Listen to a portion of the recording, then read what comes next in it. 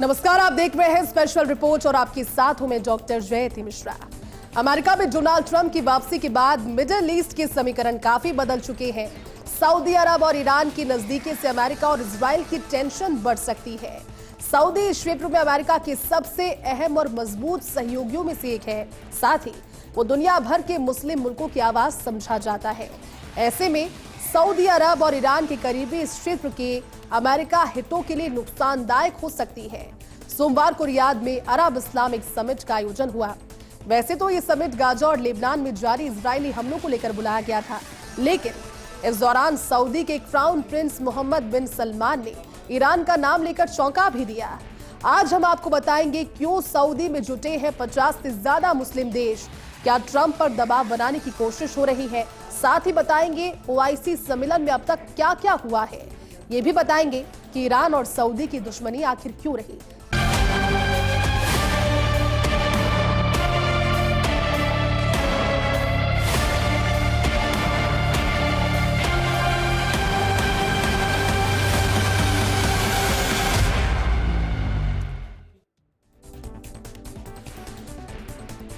सम्मेलन ओआईसी, लेकिन सबसे बड़ी बात कि आखिर इन देशों के जुटने का जो कारण है वो क्या है। सरकार बनने के बाद ट्रंप के आने के बाद क्या एकजुट होने की रणनीति बनाई जा रही है।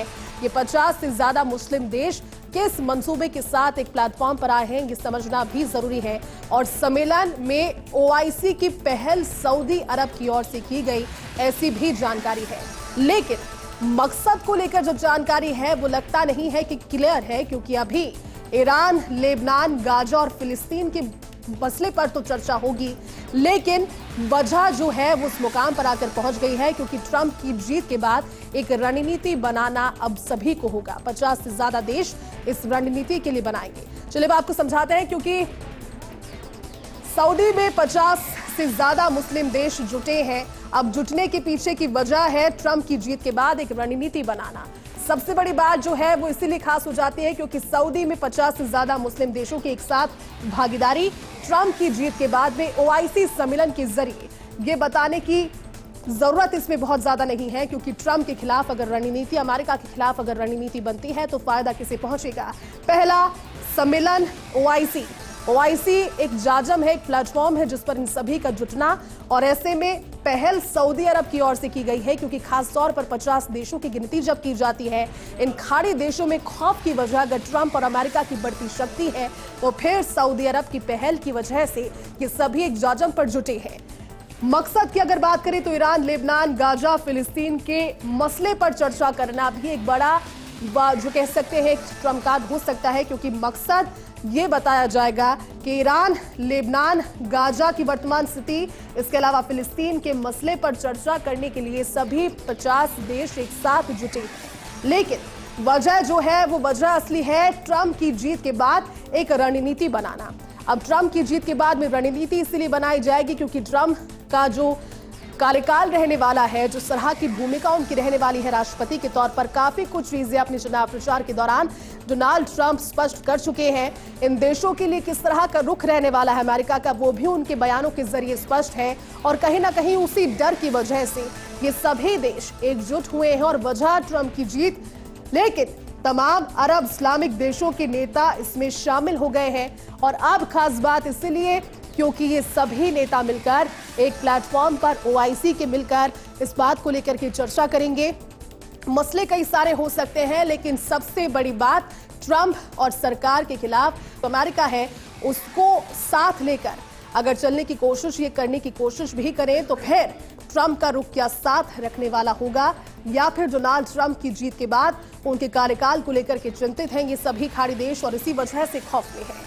आगे बहरहाल बढ़ते हैं, तमाम इस्लामिक देशों के नेता इसमें शामिल हो गए हैं, लेकिन सवाल ये कि क्या ट्रंप पर दबाव बनाने की कोशिश है, क्या ट्रंप पर दबाव बनाने की कोशिश साकार भी हो पाएगी, क्योंकि डोनाल्ड ट्रंप इससे पहले भी जब अमेरिका के राष्ट्रपति के तौर पर अपने कार्यकाल के दौरान इन सभी के लिए अपनी नीतियां रखते थे, तो नीतियों को पोषित कैसे किया जाता था ये डोनाल्ड ट्रंप ने उस समय बताया। लेकिन सबसे बड़ी बात इसलिए भी क्योंकि ट्रंप नेतन्याहू के करीबी माने जाते हैं। नेतन्याहू की करीबी इसलिए क्योंकि कई खास मौकों पर वो कह भी चुके हैं कि अगर वो सत्ता में होते तो ये युद्ध होता ही नहीं। इस्लामिक देश ट्रंप पर एक नैतिक दबाव बनाना चाहते हैं ताकि वो इजराइल की कार्रवाई को रुकवाएं। और सम्मेलन की पहल और अगुवाई सऊदी अरब ने की है। जिस तरह से जानकारी आपको दी, क्योंकि कोशिश अब ये है, शक्तिशाली कौन है ये सभी जानते हैं, लेकिन शक्तिशाली देशों के बीच में अगर एक मुखिया के तौर पर, एक लीडरशिप के तौर पर कोई कहने वाला हो तो काफी सारी चीजों को होने से टाला जा सकता है। अब ऐसे में डोनाल्ड ट्रंप क्योंकि नेतन्याहू के करीबी हैं, कई मौकों पर उन्होंने कहा है कि अगर वो, जब ये युद्ध की शुरुआत हुई, अगर वो अमेरिका में राष्ट्रपति के तौर पर सत्ताशील होते तो ये युद्ध होता ही नहीं। मध्यस्थता की बात ही छोड़िए, उनके एक इशारे पर यह युद्ध रोक दिया जाता।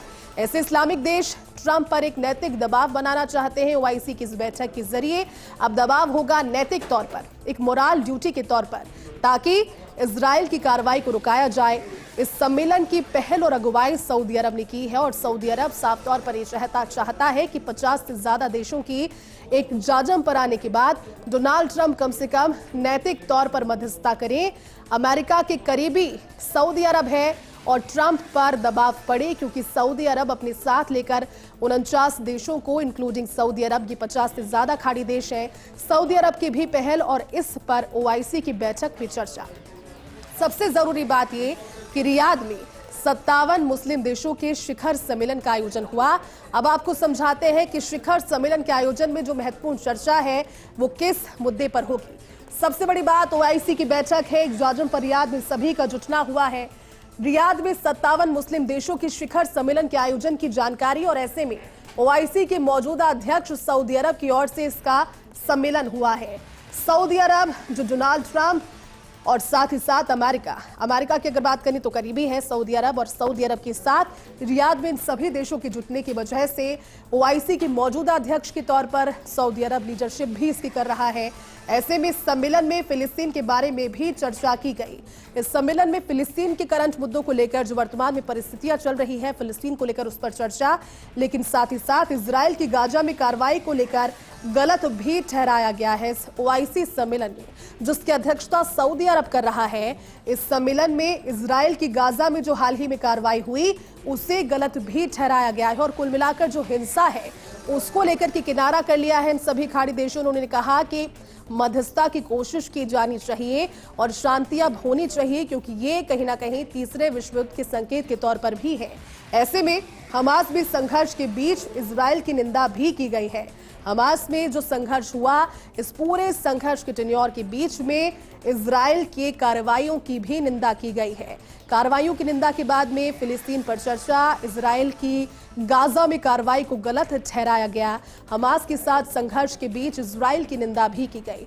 लेकिन अब आपको बताते हैं कि इस सम्मेलन में क्या क्या खास रहा। सम्मेलन में अगर खासियत की बात करें तो पहली बार इस्लामिक देशों ने इजराइल के खिलाफ अपनी आवाज उठाई है। एक जाजम पर जुटकर, एक साथ खड़े होकर सभी ने एक शब्द में कहा है। इस्लामिक देशों की बात यहां पर की जा रही है, जिन्होंने इजराइल की कार्रवाइयों के खिलाफ अपनी आवाज को बुलंद किया है। इजराइल के हमलों को फौरन रोकने की अपील भी की है। ऐसे में सऊदी के प्रिंस, जो कि लीडरशिप कर रहे हैं ओआईसी की रियाद में, सऊदी के प्रिंस ने कहा कि सऊदी फिलिस्तीनियों के जनसंहार की निंदा भी करता है। जो जनसंहार किया जा रहा है, बार बार शांति की अपील को दरकिनार किया जा रहा है, उसकी निंदा भी सऊदी करता है। ऐसे में प्रिंस सलमान जो इसकी लीडरशिप कर रहे हैं, उन्होंने ये भी कहा कि फिलिस्तीन एक स्वतंत्र देश है, एक स्वतंत्र देश जिसको इंडिपेंडेंट कंट्री का दर्जा मिलना चाहिए, यानी कि तमाम सारी चीजों से इतर अगर स्वतंत्रता है तो उसे कहना चाहिए इंडिपेंडेंट कंट्री का दर्जा मिलना चाहिए। इजराइल को तुरंत वेस्ट बैंक और गाजा से अपने सैनिकों को हटाना चाहिए, सऊदी के प्रिंस सलमान की ओर से कहा गया इस बैठक में। ओआईसी के इस जाजम पर और क्या खास रहा वो आपको बताते हैं। उन्होंने कहा कि अंतर्राष्ट्रीय समुदाय को इजराइल पर दबाव भी बनाना चाहिए। अंतर्राष्ट्रीय समुदाय यहाँ पर कई सारे हो सकते हैं, क्योंकि 50 देशों के साथ तो ये बैठक चल रही है, लेकिन इसके अलावा भी अमेरिका के साथ, यूरोप के साथ जो दूसरे समुदाय हैं, उनसे इजराइल पर दबाव बनाना चाहिए। प्रिंस का इशारा साफ तौर पर अमेरिका की तरफ था, और इसीलिए कहते हैं क्योंकि नैतिक आधार पर इन बातों के जरिए अगर ये बात अमेरिका तक पहुंची, अगर ये बात डोनाल्ड ट्रंप तक पहुंचे, तो उन्हें क्या इस पर स्टेप लेना चाहिए, ये साफ तौर पर अमेरिका की तरफ इशारा करते हुए बताया गया। ऐसे में मिस्र के राष्ट्रपति भी यहां पर मौजूद रहे। उन्होंने कहा कि हम फिलिस्तीनियों की हत्या की निंदा करते हैं। मिस्र हमेशा फिलिस्तीनियों को खत्म करने या गाजा में नरसंहार का विरोध करता रहेगा, यानी कि सऊदी अरब के बाद भी मिस्र। उन्होंने साफ तौर पर कहा कि फिलिस्तीनियों को खत्म करने और गाजा में नरसंहार का विरोध मिस्र भी कर रहा है।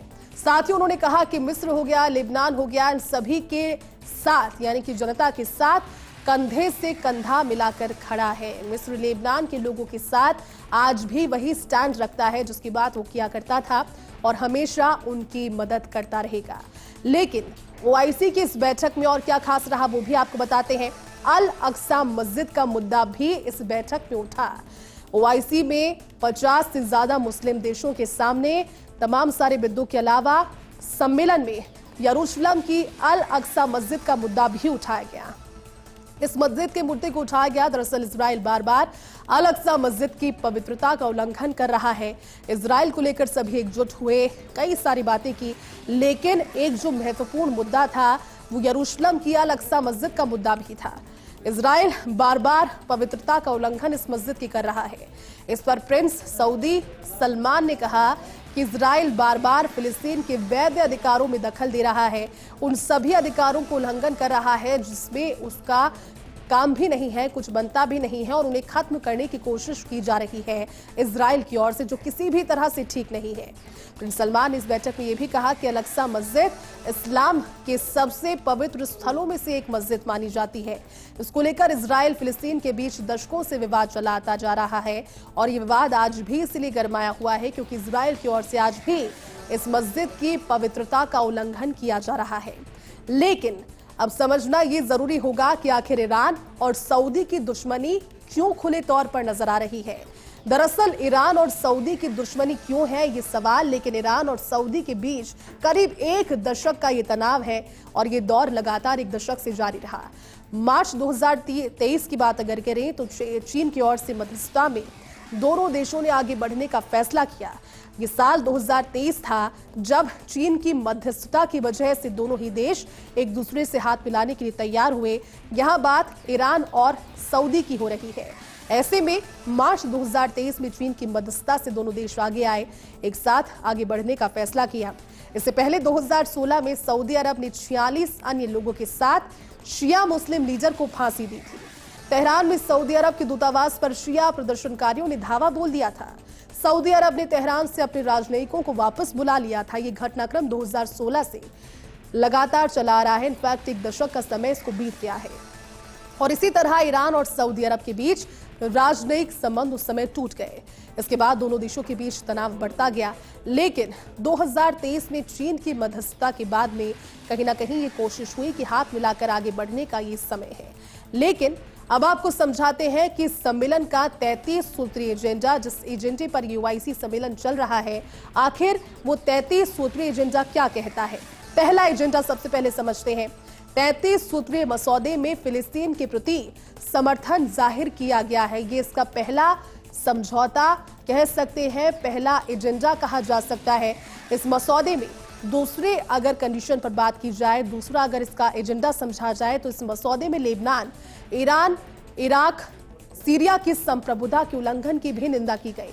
तीसरा एजेंडा, इजराइल गाजा संघर्ष खत्म करवाने के लिए अंतर्राष्ट्रीय समुदाय से अपील की गई।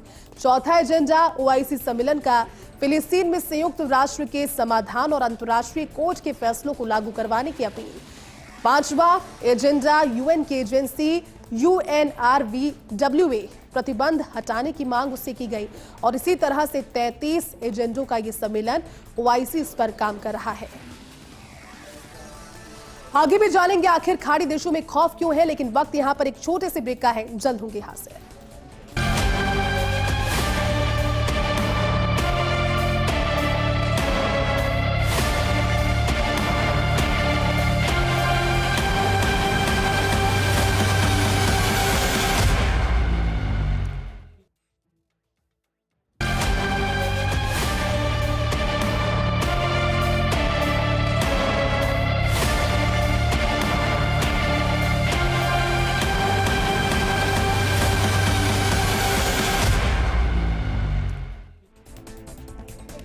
ब्रेक के बाद आपका स्वागत है। आप देख रहे हैं हमारी खास रिपोर्ट। खौफ में खाड़ी देश आखिर क्यों है, लेकिन सबसे जरूरी जानना ये है क्योंकि सभी 50 देशों की उपस्थिति जिसे लीड कर रहा है सऊदी अरब, और 7 साल के बाद सभी देश, खासतौर पर इन दोनों देश जिन्होंने समझौते की बहाली की है। 2023 में चीन की मध्यस्थता हुई और 7 साल के बाद दोनों देशों ने इस बहाली को फिर से शुरू किया, समझौता किया। इसके दूरगामी नतीजों की उम्मीद की जा रही है। दरअसल दोनों देश 2 महीने के भीतर अपने अपने दूतावास खोलने की बात कह चुके हैं। इन दोनों देशों के विदेश मंत्रियों की बैठक भी तय हो गई है। दोनों देशों ने एक दूसरे के अंदरूनी मामलों में दखल नहीं देने और साथ ही एक दूसरे की संप्रभुता के सम्मान पर भी भरोसा दिया है। समझौता हुआ, समझौते पर अब अमली जामा पहनाया जाना है, लेकिन समझना यह भी जरूरी कि आखिर समझौते के पीछे कारण क्या रहे, क्योंकि सभी एक दूसरे से कन्नी काट रहे थे। 10 साल यानी कि 1 दशक का ये एक तरीके से कह सकते हैं गिले शिकवे थे, लेकिन ईरान के साथ समझौते के पीछे सऊदी अरब का यूएई के साथ प्रतिस्पर्धा भी एक रीजन माना जा रहा है। सऊदी अरब को लगता है कि यूएई उससे सुन्नी प्रधानता की धुरी होने का ताज छीन सकता है, और कहीं ना कहीं यही इनसिक्योरिटी ईरान के साथ सऊदी की नजदीकी बढ़ा रही है। यूएई ईरान को अमेरिकी प्रतिबंधों को धत्ता बताकर सामान खरीदने बेचने में मदद करता है, इससे भी उसे भारी मुनाफा होता है। इसीलिए भी सऊदी अरब ने ईरान से रिश्ते सुधारने की ओर कदम बढ़ाया ताकि ईरान से यूएई को मिल रहा मुनाफा उसके हिस्से में भी आए। और समझदारी दिखाने के साथ ही सऊदी अरब अब ईरान के साथ दोस्ती का हाथ इसलिए बढ़ा रहा है, इसलिए कोशिश कर रहा है क्योंकि आने वाले समय में वो इसके दूरगामी परिणाम भी देखता है। लेकिन अब ये जान लेते हैं कि आखिर तुर्की और सीरिया के पीछे की खींचतान क्या कहती है। दरअसल तुर्की और सीरिया के बीच रिश्ते खराब होने की शुरुआत 1998 से हो गई। सीरिया तुर्किस्तान वर्कर्स पार्टी का समर्थन कर रही थी। तुर्की ने तुर्किस्तान वर्कर्स पार्टी को आतंकवादी संगठन घोषित किया और प्रतिबंध लगाया। दोनों देशों के बीच 2011 में तनाव और बढ़ा, जब सीरिया में गृह युद्ध के बाद लाखों सीरियाई विस्थापित होकर तुर्की पहुंचने लगे। उस समय आंदोलन तुर्की के प्रधानमंत्री अर्दोआन तुर्की के प्रधानमंत्री थे, जिन्होंने उस समय असद की आलोचना भी की। उन्होंने कहा कि वो अपने ही लोगों के खिलाफ हिंसा फैला रहे हैं। साथ ही उन्होंने असद को आतंकवादी तक कह दिया। सीरिया के गृह युद्ध में हजारों लोगों की जान उस समय जा चुकी थी और तुर्की से असद सरकार का विरोध कर रहे विद्रोही गुटों का साथ उस समय दिया गया। जरूरी ये जानना कि आखिर तुर्की और सीरिया के पीछे खींचतान का क्या रीजन था। कारण पुराना है। 1998 से तुर्की और सीरिया के बीच रिश्ते खराब होने की शुरुआत हुई। दरअसल सीरिया तुर्किस्तान वर्कर्स पार्टी का समर्थन 1998 से कर रही थी।